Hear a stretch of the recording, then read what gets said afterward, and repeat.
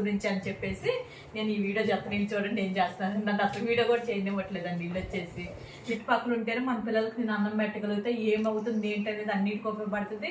నాకు షాప్కి దగ్గరగా ఉంటుంది, అన్నిటికి ఉపయోగపడుతుంది అని చెప్పి ఈ చుట్టుపక్కల ఉంటున్నాను. నేను వేరే ఊరు వెళ్ళకోకుండా ఉండే కారణం అదే.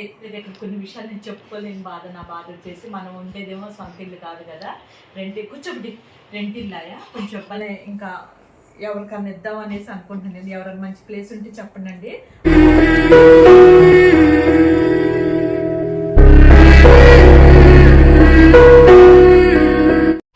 అండి నేను ఈ వీడియో చేయడానికి కారణం ఏంటంటే మీరైతే ఫుల్ వీడియో చూడండి, మిస్ అవ్వకుండా.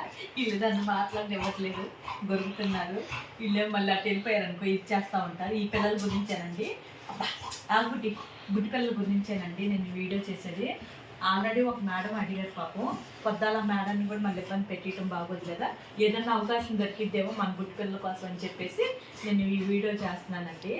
ఏం లేదు, ఇక్కడ కొన్ని విషయాలు నేను చెప్పుకోలేని బాధ. నా బాధ వచ్చేసి మనం ఉండేదేమో సొంత ఇల్లు కాదు కదా, కూర్చోబడి రెంటిల్లాయా కొంచెం ఇబ్బందిగా అనిపిస్తుంది.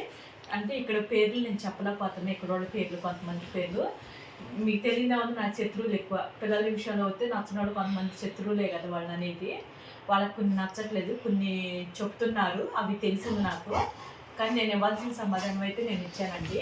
అయినా సరే ఒక పులిపోతాను ఉంటుంది కదా, నన్ను ఎలా అయినా సరే ఇక్కడి నుంచి పంపించేయాలని చెప్పేసి అలా చేస్తానే ఉంటున్నారు కదా. నాకు నేను తెలుసుకున్నా కూడా ఎవరు ఏంటనేది కూడా తెలుసుకున్నాను. కాకపోతే నేను వీడియోలో నేను చెప్పలేకపోతున్నాను వాళ్ళ పేర్లు అవన్నీ వచ్చేసి. అందుకని ఇప్పుడు జాగ్రత్త పడాలని చెప్పేసి నేను పిల్లల్ని ఇంకా ఎవరికన్నా ఇద్దాం అనేసి అనుకుంటున్నాను. ఎవరైనా మంచి ప్లేస్ ఉంటే చెప్పండి అండి. ఆల్రెడీ ఒక మేడం అడిగారు నాకు, కానీ ఏదన్నా మేడం కంటే ముందు ఎవరన్నా అవకాశంతో అడిగితే ఇచ్చేద్దాం అనేసి అనుకుంటున్నాను నేను వచ్చేసి. అందుకనే కొంచెం త్వరగా అయిపోద్ది అని చెప్పేసి కాస్త టెన్షన్గా ఉంది. అందుకని ఎందుకంటే మళ్ళీ ఇల్లు మారాలంటే కష్టం కదండి. ఇల్లు మారటం అంటే చాలా కష్టమైపోతుంది నాకు వచ్చేసి. ఎంత ఖర్చు అవుతుందంటే అంత ఖర్చు అవుతుంది. మాకు ఇంట్లో అయితే సీలింగ్ అని ఏం లేదు. అయినా సరే నేను ఎందుకుంటున్నాను అర్థం చేసుకోండి మీరు. రెంట్ ఎక్కువ, మళ్ళీ మనకి దేనికి ఉపయోగం లేదు. ఎంత స్థలం మనం ఏం చేసుకుంటాం, ఇది 6 సెంట్ల స్థలం, అందులో ఇల్లు మనకి ఎంత ఇల్లు మాకు అనవసరం కదా.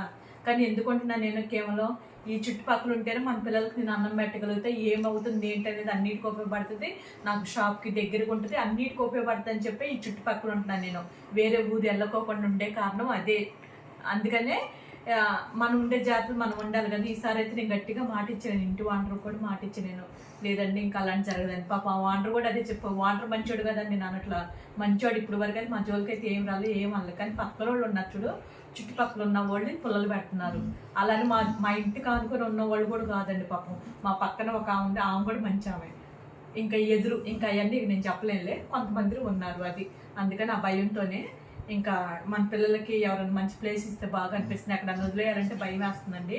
ఆల్రెడీ 3 మిస్ అయిపోయారు కదా, 2 ఉన్నారు కదా, ఇంకా బాధ వేస్తుంది వదిలేస్తాను. వీళ్ళు అయితే పెద్దోళ్ళు అయిపోయారు, వాళ్ళకి ఎటువంటి ఇబ్బంది లేదు. ఆ ముద్దాన్నం పెట్టి మంచి ప్లేస్ ఉంటే చాలు, వాళ్ళు చక్కగా గేట్ ఉంటే వాళ్ళే తిరుగుతూ ఉంటారు, చక్కగా ఇబ్బంది లేదు. అదృష్టం కొద్దిగా ఇంకా ఆ మేడం తీసుకుంటే ఇబ్బంది లేదండి. ఎవరు వాళ్ళు ముందుకు వస్తారు, కానీ ఒక చిన్న ఆస్తి నేను ఎంజాయ్ చేస్తున్నా, ఇంకా కాస్త వాళ్ళు బాధేసేసి. అందుకనే ఇక ఇలాంటి బాధలు ఎప్పుడు ఉంటానే ఉంటాయి, కానీ తప్పదు కదా, ఒక్కసారి మీకు చెప్పాలి కదా నా బాధ గురించి అని చెప్పేసి నేను ఈ వీడియో చెప్తాను. నేను చూడండి ఏం చేస్తాను. నన్ను అసలు వీడియో కూడా చేయనివ్వట్లేదండి. ఇల్లు వచ్చేసి నిజం చెప్తాను, నేను బాధలు నేను కష్టాలు సరే వీళ్ళు వల్లే సంతోషంగా ఉంటున్నా కాస్త. అదే సొంత ఇల్లు ఉంటే అసలు ఈ బాధలే ఉండే కాదు. వీళ్ళు పెద్దరికే వరకు నా దగ్గరే ఉండేవాళ్ళేమో. ఓకేనమ్మా, సరే సరే నీ గురించి మాట్లాడాను నేను. ఆ బుడ్డ మాకు వెళ్ళి పడుకుందిలే, ఏం చూడే వదిలిపెట్టలా.